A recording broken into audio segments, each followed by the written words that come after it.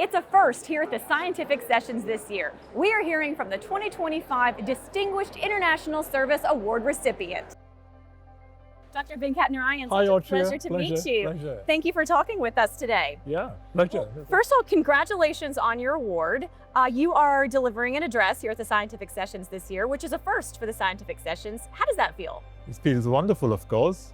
And I must say truthfully that this award really belongs to my extensive network of colleagues and collaborators, both at the Emory Global Diabetes Research Center and worldwide, who have worked with me for the past 20 odd years on the topic of global diabetes. We have to collaborate as a global community to solve this problem. And that brings me to my next question.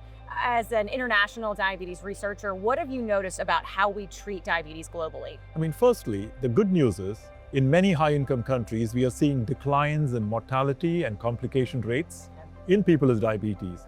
But this is not happening in low and middle income countries. In fact, 50% of people with diabetes worldwide are not treated. And that is even higher in low and middle income countries. So using the research and the knowledge we have the tools to implement diabetes care globally, and we can definitely reduce the global burden of disease very effectively. We've just got to work on that accessibility. Absolutely. We need to make therapeutics and technology affordable. Right.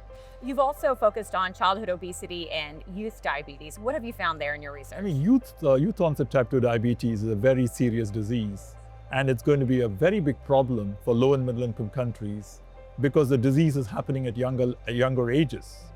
And a big part of the disease could be genetically related, driven by poor insulin secretion, but also the antecedents of childhood obesity is set probably in the first 5 years of life or even when the mother is pregnant. Wow. So attending to maternal nutrition is going to be very important. We have to avoid both overnutrition and undernutrition and control maternal diabetes to prevent youth onset diabetes. When you take a look at diabetes globally, what are still some areas of concern, and what do you think are the most urgent needs when it comes to trying to prevent diabetes on a global scale? Let me tell you about the great opportunities we have. I mean, when you look at the global burden of diabetes, 80% of the burden is in low and middle income countries, but 97% of the research happens in high income countries. That's a huge opportunity. Especially in the era of precision diabetes. If you want to drill down precision and understand the different patterns of disease and its presentation and phenotypes, we are going to require global collaboration in research and in care, number one.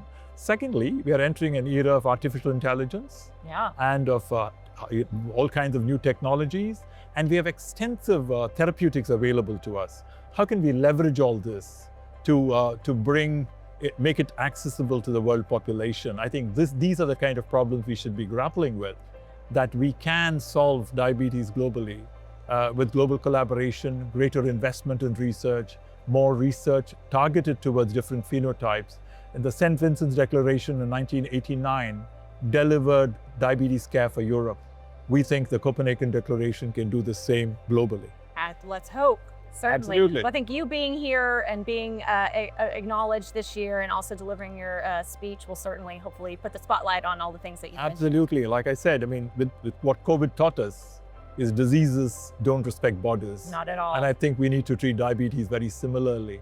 If you're talking about 828 million people worldwide affected with the disease, it is a global problem, and the solution has to be global. Absolutely. Well, thank you so much for your time today. Congratulations on your award. We appreciate you. Thank you very much.